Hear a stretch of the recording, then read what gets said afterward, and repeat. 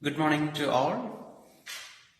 Today we would like to discuss a very important chapter for civics, class 8th. As the students of a particular school, we all know we are all supposed to follow some rules and regulations. Right? Do you agree? Yes. That means you are strictly restricted from doing your absolute freedom. Your freedom is curtailed, right? Yes. That is what you are supposed to do. You are supposed to follow all rules and regulations which are insisted by your school. So, there is a law book, right? Do you know or can you say what is the name of this law book? Yes, that is Constitution, none other than Constitution. So Constitution, we all know, it is the supreme law book of the country. Constitution is a written document. Constitution is a written document to be followed by the people of a country. Especially such a democratic country like India, we have a constitution and all the people, every citizen of this country is supposed to obey constitutional laws, rules. Okay. That means all democratic countries have constitution, right? Please note the sentence. All democratic countries have a constitution, but all nations with the constitution are not democratic. Do you get the meaning? All countries which has constitution are not democratic.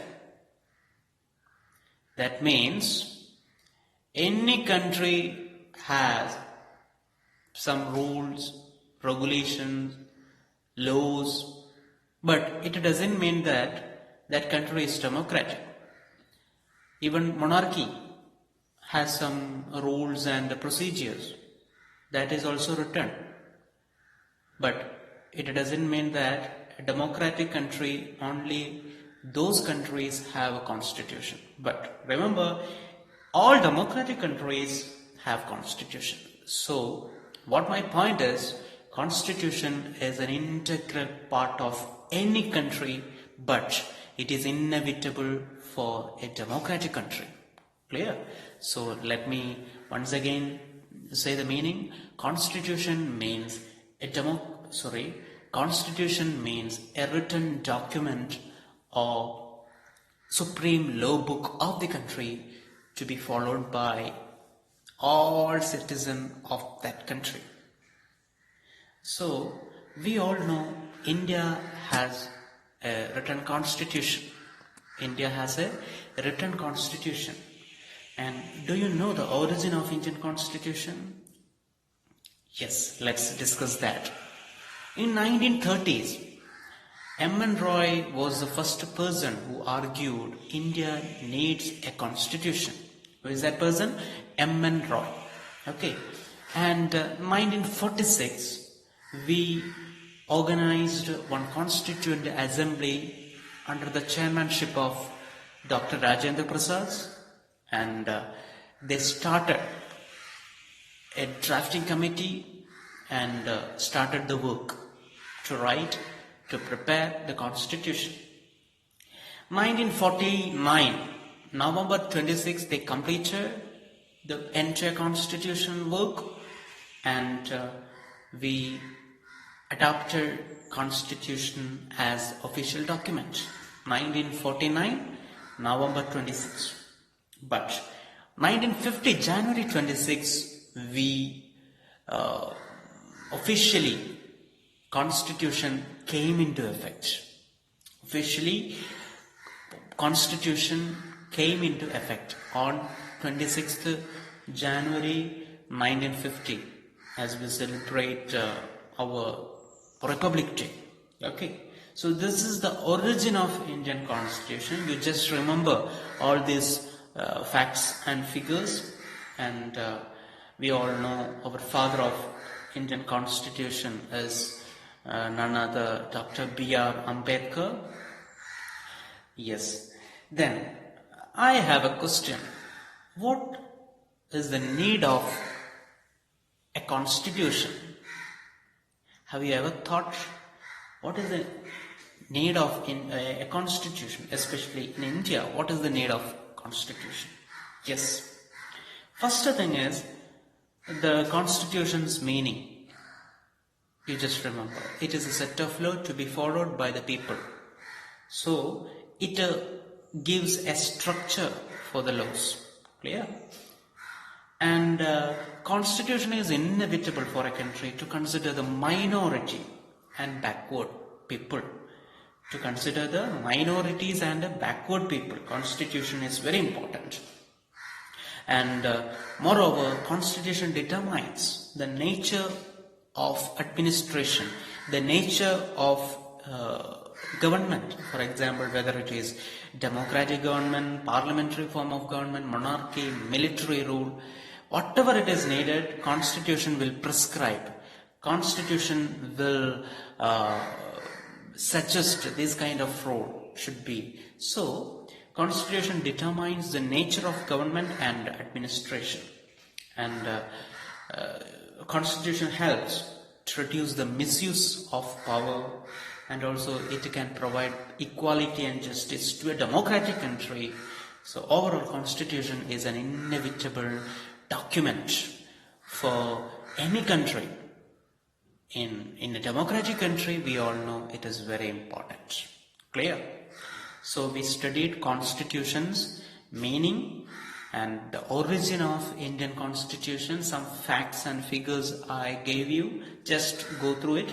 And very important, what is the speciality or what is the need of Indian Constitution or Constitution generally to a country? Yes. Next, we have a case study that is our neighboring country, Nepal. We all know Nepal was a monarchy.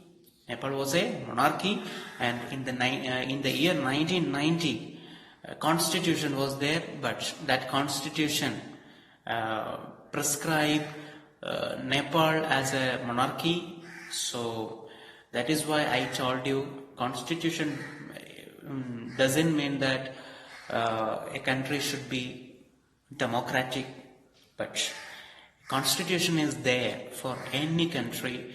Like in Nepal, 1990, during that time they adopted monarchy, but at the same time constitution was there. But in the year 2006, due to the popular struggles, riots, Nepal constitution was amended, and now constitution prescribed Nepal should be a democratic country and a kingdom or kingship which has no power. Okay, so that is what Nepal's case study. That means constitution can determine the nature of government. Constitution can determine the nature of government.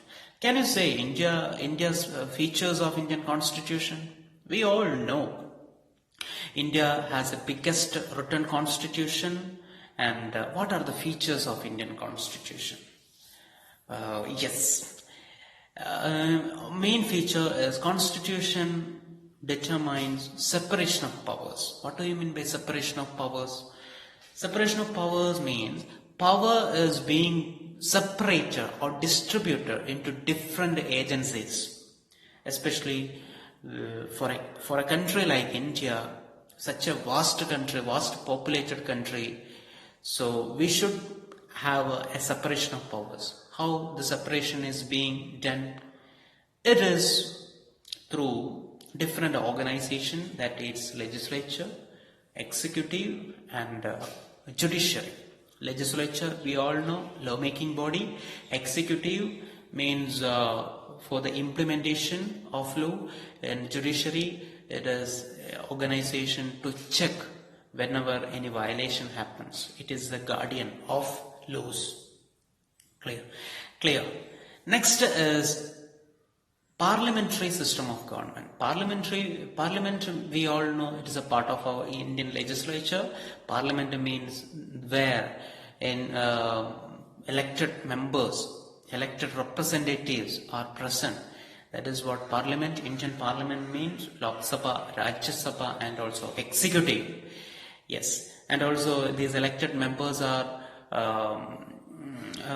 present in the parliament through universal adult franchise. That means every citizen of the country who passed the age of 18 has a voting right to elect the representative. Then another important thing is federalism. What do you mean by federalism? It is a very important concept. Federalism means existence of more than one layer of government. Existence of more than one layer of government. That means federalism. That means central and state government are there to control and monitor the administration. So India is a federal country. And secularism. Secularism is another important feature of Indian constitution. Secularism means treating all religions as equal. There should be no discrimination on the basis of any religion. Anybody can choose any religion as he wish, and anyone can propagate any religion as he wishes. No one can be forcefully join any religion. So this is a vast idea, secularism. Upcoming chapters we can discuss that in detail. So these are the major features, and also constitution provides equality and justice. Equality means equal treatment. Equals are treated as equal, as we know, that is equality.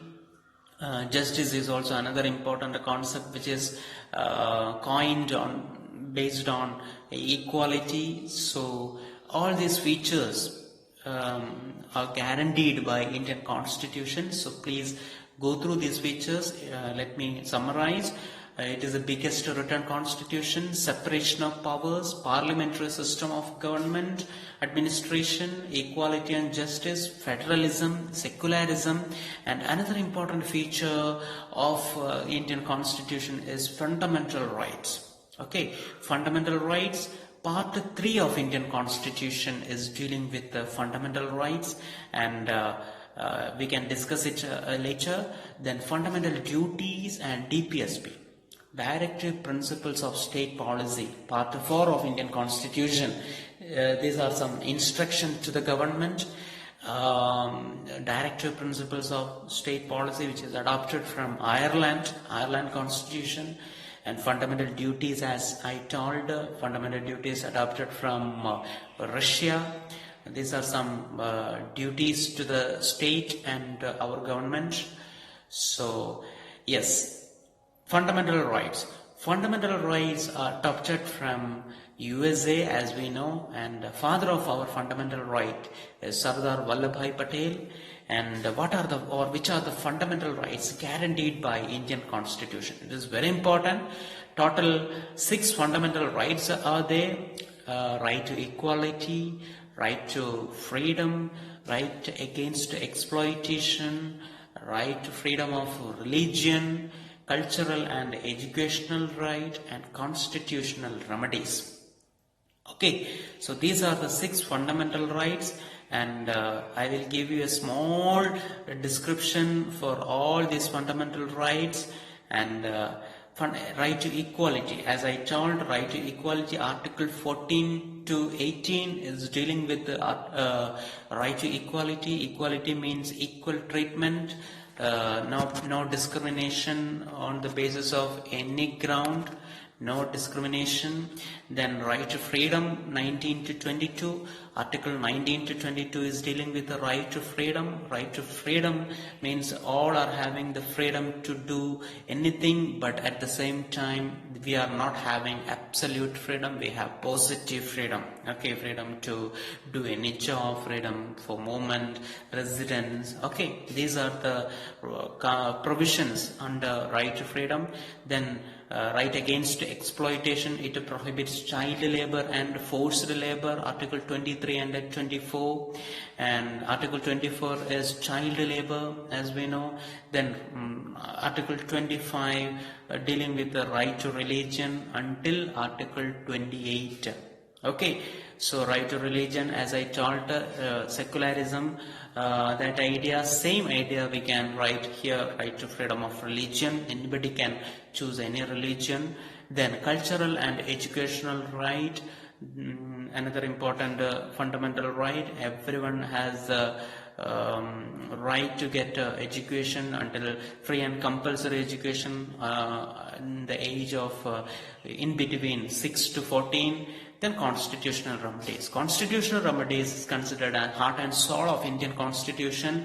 It was called by Dr. B.R. Ambedkar. It means at any time we can amend the Constitution. Whenever any violation happens, we can approach court. So overall, Indian Constitution is such an important chapter. We all know last year also we discussed Indian Constitution largely because scrapping of Indian Constitution, especially Article 370, which gives a special status to Jammu and Kashmir. Last year also we discussed Indian Constitution in a big manner. So overall in India, especially such a democratic country, let me wind up, such a democratic country, Constitution is an inevitable part. So my dear students, go through this chapter. Please do read the textbook well, and I am giving the link of this chapter which will give you more details. So please keep reading, keep updated. Thank you. Have a good day.